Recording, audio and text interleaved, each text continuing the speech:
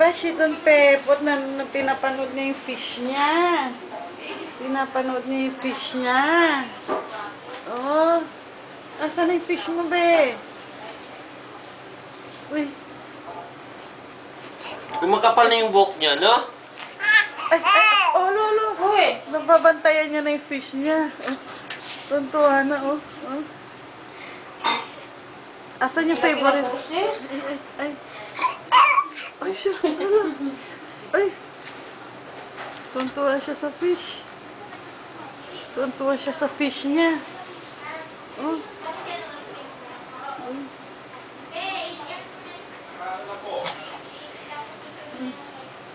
Si Don Pepot, oh. Nagsasalita pa.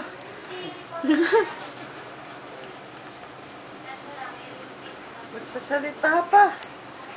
Ning! Ning! Na. Salita ka na.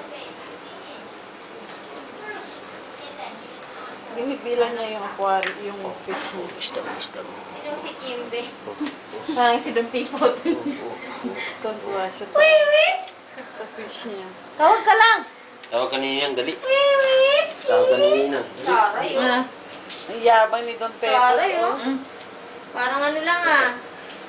Parang simple lang ng buhay, Kim, ah. Hindi niya alam yung problema, no?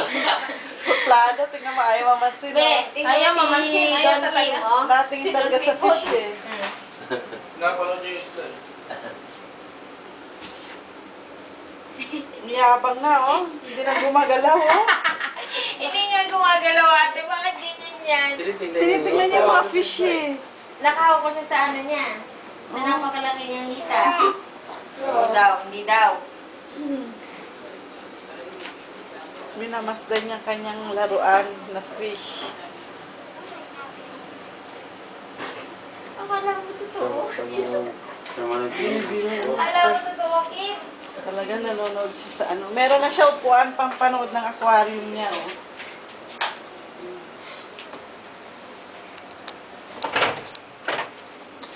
Pag may gorbilyo, huwag munang buksan.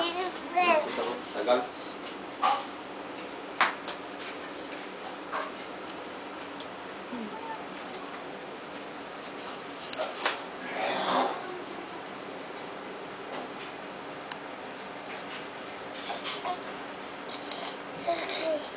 Sus! Sinapagod na daw siya. Parang pagod. Umihi pa. Love talaga siya sa fish eh, oh.